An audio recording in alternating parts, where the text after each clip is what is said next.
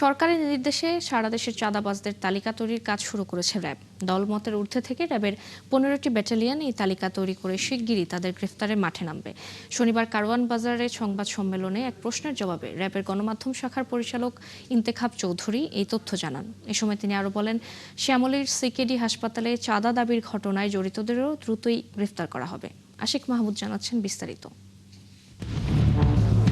বিনা পারিশ্রমিকে হাজারো কিডনি প্রতিস্থাপন করে মানবতার অনন্য দৃষ্টান্ত স্থাপন করেছেন চিকিৎসক অধ্যাপক ডাক্তার কামরুল ইসলাম।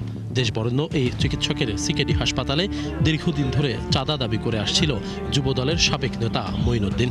সিসি ক্যামেরার এই ফুটেজে দেখা যায় দলবল নিয়ে মঈন শ্যামলীর সিকেডি হাসপাতালের নিচে চাঁদা চাইতে গিয়ে হাসপাতালের স্টাফদের হুমকি ধামকি দিচ্ছেন।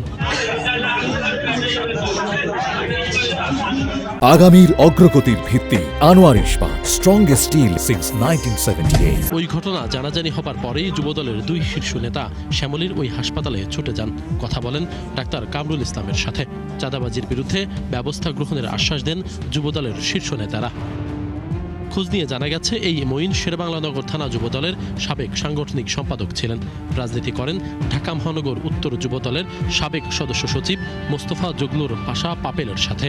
চাঁদাবাজির এই ঘটনা র্যাবের দৃষ্টি আকর্ষণ করলে সংস্থাটি জানায়, ঘটনা যাচাই বাছাই করে চাঁদাবাজ যেই হোক না কেন শীঘ্রই গ্রেপ্তার করা হবে। এই ক্ষেত্রে আমাদেরও যে ছায়া তদন্তের কার্যক্রম সেটা চলমান আছে, কিন্তু যখনই আমি সবসময় আপনাদেরকে বলি যে অভিযোগটাই সবচেয়ে বড় না। একটা অভিযোগ আসতে পারে, কিন্তু সেই অভিযোগ আসলে পরে তার সাথে সাথে যাচাই বাছাইয়ের যে প্রক্রিয়া, সেই প্রক্রিয়া চলমান থাকে।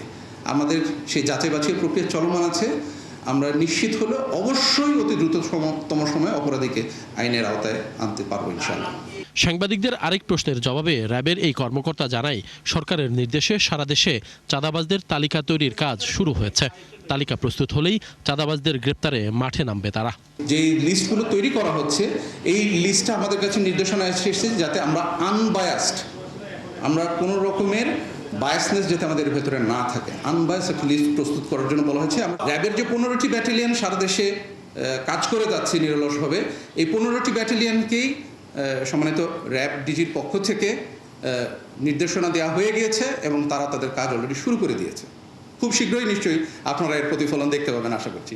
এদিন র্যাবের বিভিন্ন ব্যাটালিয়ন মানব পাচার, অপহরণ, মাদক কারবার ও সন্ত্রাসী কর্মকাণ্ডে জড়িত 14 জনকে গ্রেপ্তার করেছে, এমন তথ্যও জানান তিনি।